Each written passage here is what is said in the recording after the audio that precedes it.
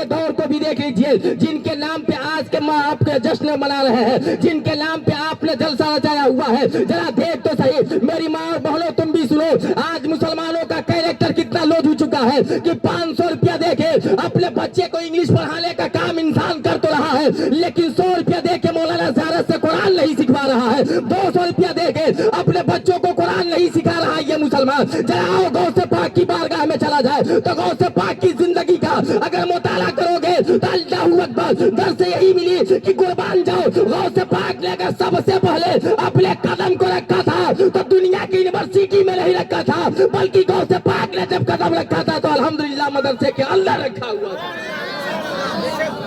بات صحیح ہے، زبردستی مت بولیے گا، بات صحیح ہے نا؟ ہاں ایسا نہ ہو کہ میں کہہ دوں اور آپ زبردستی بول دیں، اگر صحیح ہے جانتے ہو تو ہی بولیے گا۔ تو ذرا ایک چیز بتائیے کہ وہ تمام ولیوں کے سردار سبحان اللہ، تمام ولیوں کے سردار جب وہ پڑھنے کے لیے جا رہے ہیں تو کسی یونیورسٹی میں نہیں جا رہے، کسی کانوینٹ اسکول میں نہیں جا رہے، کسی ہندی اسکول میں نہیں جا رہے، سب سے پہلے مکتب کے اندر جا رہے ہیں، جہاں وہ استاد ڈنڈا لے کے بھی بیٹھتا ہے تو چٹائی پہ بیٹھ کے وہ کسی اور کا نام نہیں سکھاتا ہے، سب سے پہلے بسم اللہ الرحمن الرحیم سکھایا کرتا ہے۔ یہ وہ استاد قربان جاؤ، آج دنیا کے اندر ہماری قوم کے اندر ایک بیماری یہ ہے کہ جس طریقے سے اپنے اماموں کے اوپر لوگ خیال کرتے ہوئے نظر آ رہے ہیں کہ امام صاحب جوہر کی نماز پڑھا ہے کہ نہیں پڑھا ہے، عصر کی نماز پڑھا ہے کہ نہیں پڑھا ہے، مغرب کی نماز پڑھائے کہ نہیں پڑھائے، عشاء کی نماز پڑھائے کہ نہیں پڑھائے، فجر کی نماز پڑھائے ہے کہ نہیں پڑھائے ہے، اور کہاں جا رہے ہیں کہاں نہیں جا رہے ہیں، چائے پی رہے ہیں تو اسپیشل پی رہے ہیں کہ لوکل پی رہے ہیں۔ آؤ ایک جملہ آپ نوٹ کر لو، جتنا دھیان اور جتنا خیال آپ اپنے مسجد کے اماموں پہ کر رہے ہو، قسم خدا کی اگر اتنا دھیان آپ اپنے بچوں پہ کرتے تو دعوے کے ساتھ کہتا ہو تیرا بیٹا کچھ اور بن کے نہیں چمکتا، بلکہ تیرا بیٹا اگر چمکتا تو غلام غوث بن کے چمکتا، اگر تیرا بیٹا چمکتا تو غلام علی بن کے چمکتا، اور وہی بیٹا جب بڑا ہوتا تو دستبوسی کسی اور کا نہیں کرتا بلکہ اللہ اللہ غوث کی محبت لے کے سب سے پہلے اگر ہاتھ چومتا تو اپنے والدین کے ہاتھ چومتا ہوا۔ جی صحیح ہے، ارے بولیے نا۔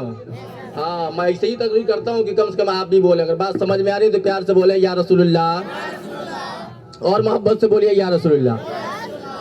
تو غوث پاک ذرا دیکھیے تو صحیح، سب سے پہلے کہاں جا رہا ہے، کہاں جا رہے ہیں، مدرسے میں جا رہے ہیں۔ آپ کا بھی بچہ سب سے پہلے مدرسے میں جا رہا ہے، جی بولیے جا رہا ہے، ارے سب کے بچے نہیں جا رہے ہیں، ہاں وہ وہی تک جاتے ہیں جب تک ان کو چلنے کا ڈھنگ نہیں ہے، وہی تک جا رہے ہیں جب تک بیٹھنے کا ڈھنگ نہیں ہے، وہی تک جا رہے ہیں جب تک کتاب الٹنے کا ڈھنگ نہیں ہے۔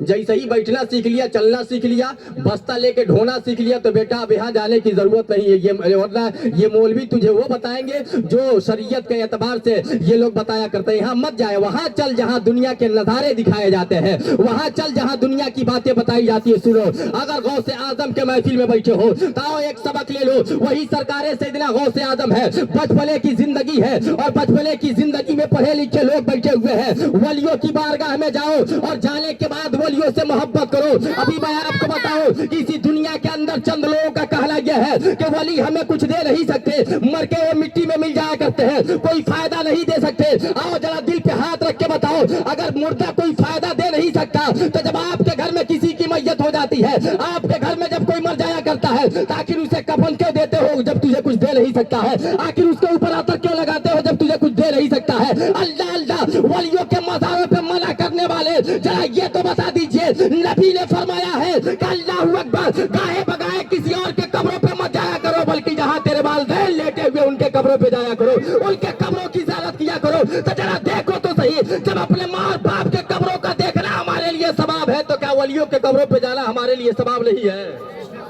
وہ ثواب نہیں ہے، بالکل ثواب ہے، جو کہہ رہے ہیں ان کو کہنے دیا جائے۔ سنو، وہی سرکار سیدنا غوث اعظم ہے۔ اے مسلمانوں، میری ماں بہنوں، تم بھی سنو، غور سے سنو، میں وہ واقعہ نہیں سناؤں گا جو ہمیشہ آپ سنا کرتے ہیں۔ حضرات، آپ پڑھے لکھے لوگ بیٹھے ہوئے ہیں، ذرا ایک چیز بتائیے، جو لوگ میرے عمر کے ہیں وہ بھی دیکھیں، اور جو لوگ ہم سے زیادہ عمر رکھتے ہیں وہ بھی ذرا میری بات کو سنیں۔ ایک وقت تھا کہ جب ہم لوگ پڑھا کرتے تھے تو مکتبوں میں پڑھے ہیں، اور پڑھنے کے بعد ایک کتاب چلا کرتی تھی جس کا نام گیان بھارتی ہے۔ آج کتاب وہی ہے، لیکن اس گیان بھارتی के अंदर 3 या 4 के अंदर एक कहानी लिखने वाले ने लिखा था, एक राइटर ने कहानी लिखा था, और लिखा था तो किसी और के नाम से नहीं बल्कि सच्चा बालक नाम से कहानी लिखा हुआ था। पढ़ने वाले लोग पढ़े होंगे, किताब आज भी है हजरत, मैं बिल्कुल आप लोगों के कदमों का बोसा ले रहा हूँ, किताब आज भी है, लेकिन उसके अंदर वो कहानी नहीं दिखाई जा रही है, उस कहानी को अब नहीं पढ़ाया जा रहा है, उसे काट के बाहर निकाल दिया गया, उसे उस किताब से बाहर निकाल दिया गया। मैं सोचने पे मजबूर हुआ और उस्ताद ज़मान मौलाना सियारत साहब की बारगाह में पहुंचा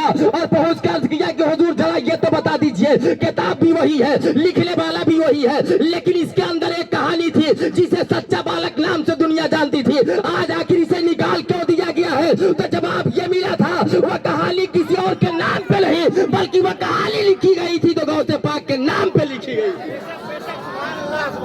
गौसे पाक के नाम पे। जरा देख तो सही, गौसे पाक के नाम पे वो कहानी लिखने वाले ने लिखा था, आज उसे निकाल दिया गया। मामला क्या है, क्यों निकाल दिया गया, वजह क्या है, क्यों निकाल दिया गया? तो मैं यही सोचा और अपने उस्ताद से पूछा कि हजरत आखिर क्यों निकाला गया? तो जवाब बड़ा प्यारा मुझे मिला, कहा कि सुन लो, मुसलमानों को कहाँ कहाँ डाइमेज नहीं किया जा रहा है। आज आम तौर पे आप मुसल्ला नहीं बिछा सकते हो, आप स्टेशनों पे मुसल्ला बिछा के नमाज नहीं पढ़ सकते हो। आज जो है कि मोहल्लों में जो कि आप किसी और जगह पे जहाँ सार्वजनिक जगह वहाँ मुसल्ला बिछा के नमाज नहीं पढ़ सकते हो। एक दिन शायद इस तकरीर को मुआज़ जावेद साहब थे और मैं इकबाल फैजी के दरवाजे पे ये बोला था, आखिर क्यों नहीं ये दुनिया जगह जगह मुसल्ला बिछाने दे रही है? या अय्युहल्लज़ीना आमनू तकुल्लाह व कूनू मअस-सादिकीन, ईमान वालों अल्लाह से डरो, सच्चों के साथ हो जाओ। ये सच्चों की जमात कौन है? तो ये सरकारे सैयदना गौसे आजम की जात है, ये सच्चों की जमात है, गरीब नवाज की जात है, ये सच्चों की जमात है, साबिर पाक की जात है, ये सच्चों की जमात है, मखदूम अशरफ की जात है, ये सच्चों की जमात है, हजरत उमर की जात है, ये सच्चों की जमात है, अबू बकर सिद्दीक की जात है, ये सच्चों की जमात है, आला हजरत की जात है, ये सच्चों की जमात है। हजरत मैंने तो ये पढ़ा था कि आज मुसल्ला क्यों नहीं बिछाने दिया जा रहा है, मामला क्या है? तो नवाबगंज के स्टेशन पे एक वक्त आया था कि आला हजरत ने मुसल्ला बिछा दिया था, किताबों के अंदर ये मिलता है कि आला हजरत का इधर मुसल्ला बिछाना हुआ था। ट्रेन चलाने वाला कोशिश कर रहा है लेकिन ट्रेन नहीं चल रही है, गोया ट्रेन में ये बोल रही थी, मैं उस वक्त तक आगे नहीं बढ़ सकता हूँ जब तक अल्लाह का वली इसके अंदर आ नहीं सकता।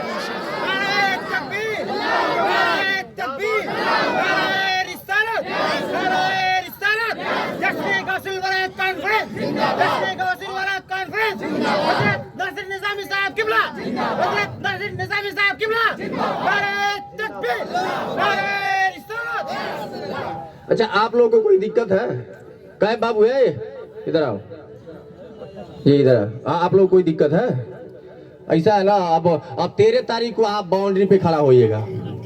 हाँ, 13 तारीख को बाउंड्री पे खड़ा होइएगा, फिर देखिएगा मजा। हाँ, मतलब इधर आके बैठ जाओ यार। अगर आप इस पाल पे बैठ जाओगे तो सुनो, आप ये देख रहे हो कि हम पाल पे बैठे हैं, लेकिन नहीं, आप तो फरिश्तों के परों पे बैठे हुए हो। कसम खुदा की, फरिश्तों के परों पे बैठे हुए हो। देखने वाले देख के चले जाते हैं, सुनने वाले लोग बैठा करते हैं और खाने वाले खा के चले जाते हैं। आओ, आपको आज मुसल्ला बिछाने की हर जगह इजाजत नहीं है। अगर पढ़ लिए तो जेल के सलाखे में डाल दिया जाएगा। अब वो बात मैं वही रोका हुआ, फिर मैं वही पलट के आऊंगा। लेकिन आला हजरत ने जब मुसल्ले को बिछाया है, नमाज मगरिब का वक्त है, उलमा की खास तवज्जो मैं चाहता हूँ, नमाज मगरिब का वक्त है। कुर्बान जाओ, जरा दिल से बताइए कि छोटे स्टेशनों पे ट्रेन 2 मिनट रुका करती है और बड़े स्टेशनों पे 5 मिनट रुका करती है, इससे ज्यादा ट्रेन नहीं रुकती है। लेकिन मगरिब की नमाज पढ़ने के लिए अगर एक सच्चा पक्का मुसलमान खड़ा हो जाए, बावजू हो जाए और वजू होने के बाद मुसल्ला बिछा ले, तो जरा दिल से बताओ कि क्या 10 मिनट का वक्त लगेगा कि नहीं लगेगा? 12-15 मिनट का वक्त लगेगा कि नहीं लगेगा? बिल्कुल लगेगा। लेकिन देखो तो सही, आला हजरत है, आपने मुसल्ले को बिछा दिया है, मुक्तदी बन के